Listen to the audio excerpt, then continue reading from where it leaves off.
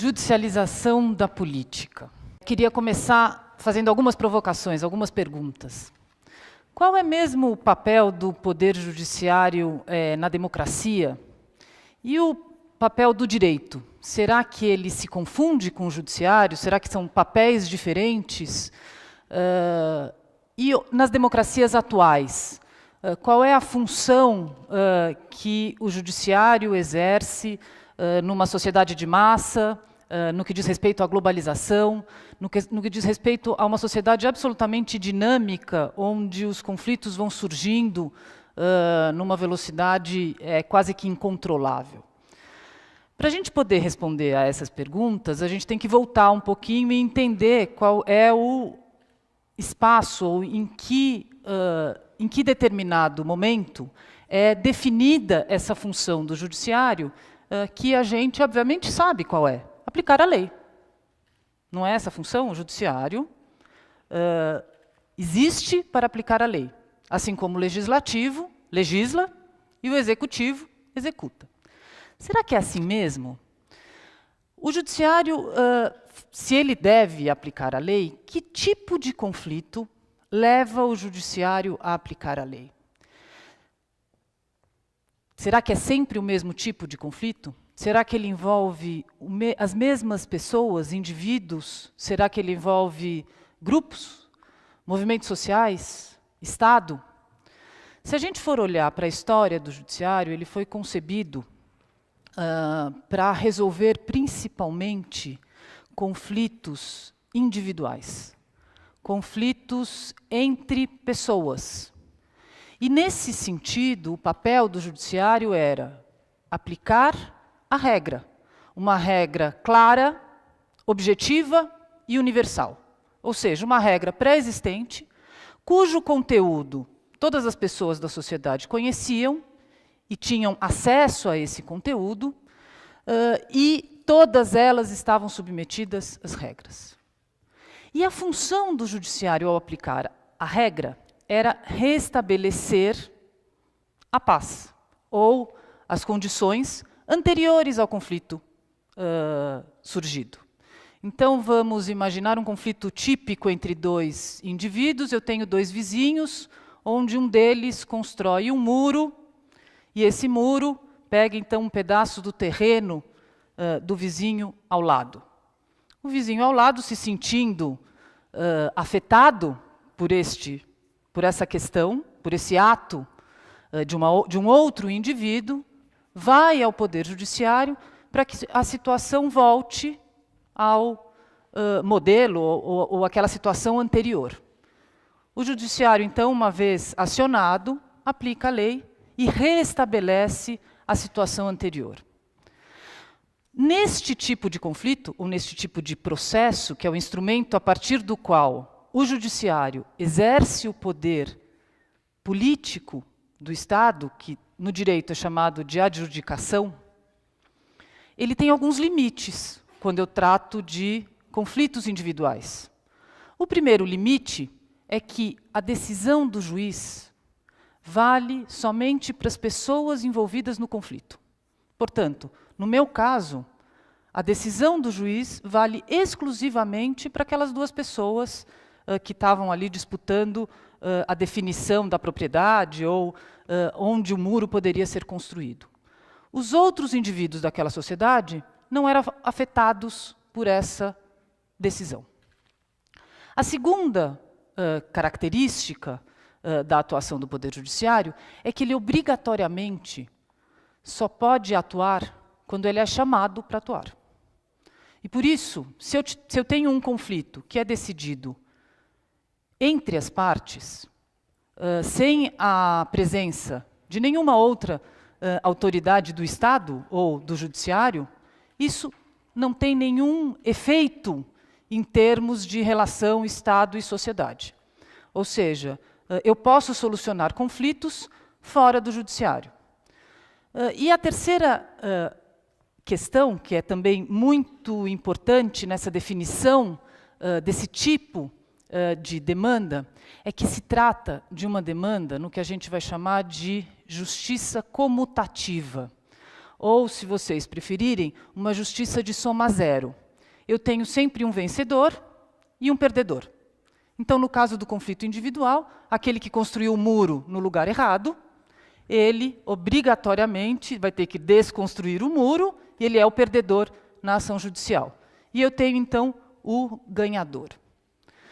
Será que, na sociedade que a gente vive hoje, em 2017, são esses os conflitos que chegam ao judiciário?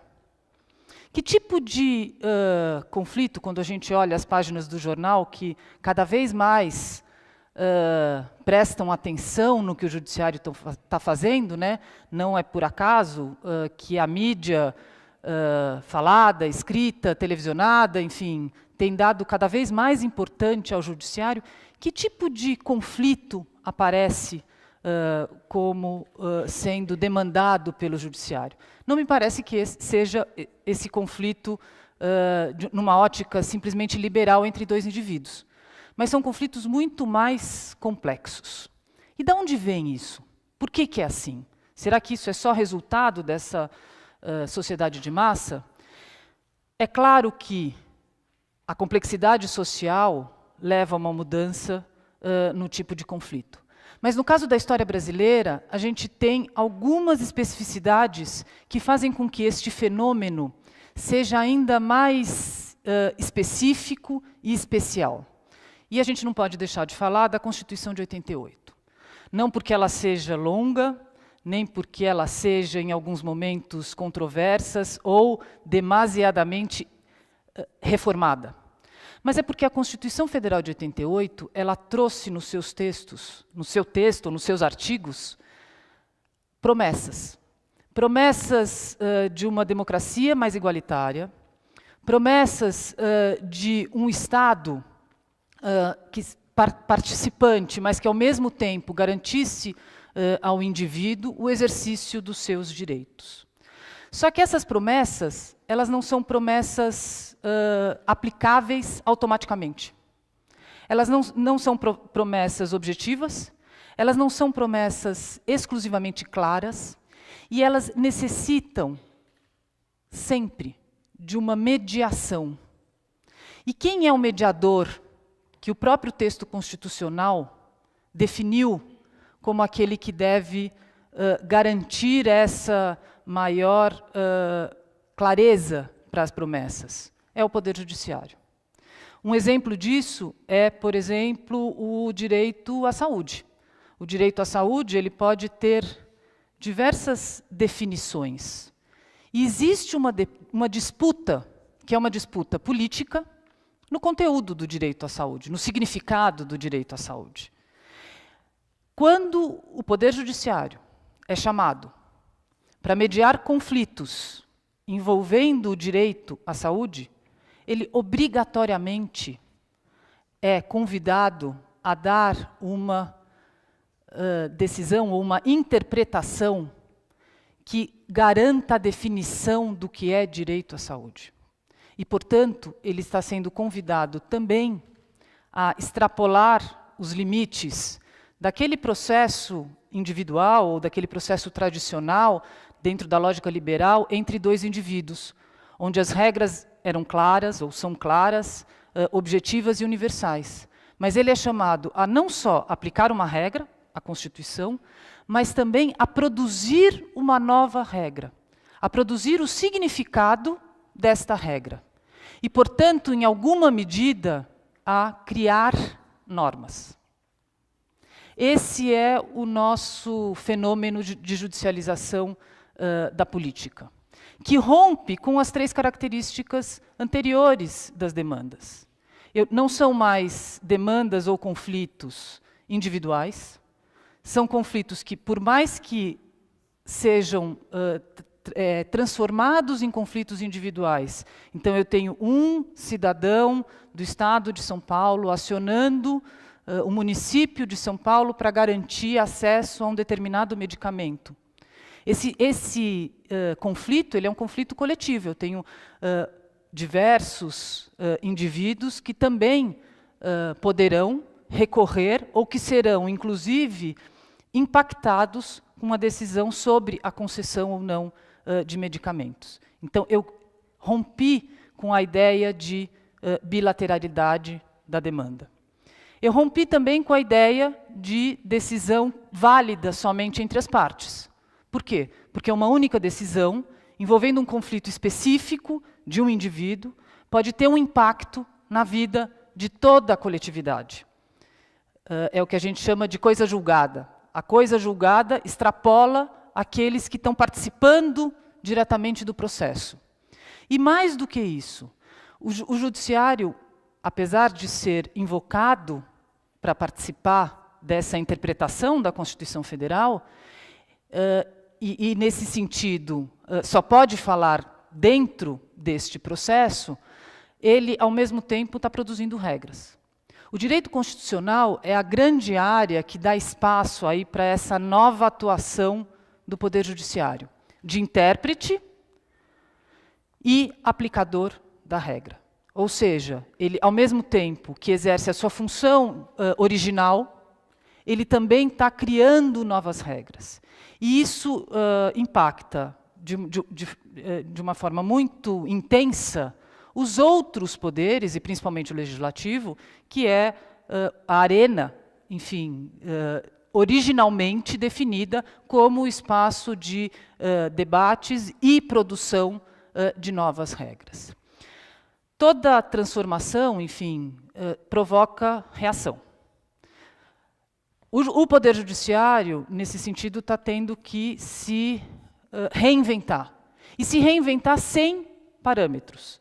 E se reinventar numa sociedade que, hoje em dia, os atores são diferentes, os atores falam individualmente, dentro e também fora do processo, numa sociedade onde o espetáculo faz a política, e, portanto, qual é a participação deste judiciário nessa sociedade do espetáculo, e onde cada vez mais os conflitos são dinâmicos e transformadores.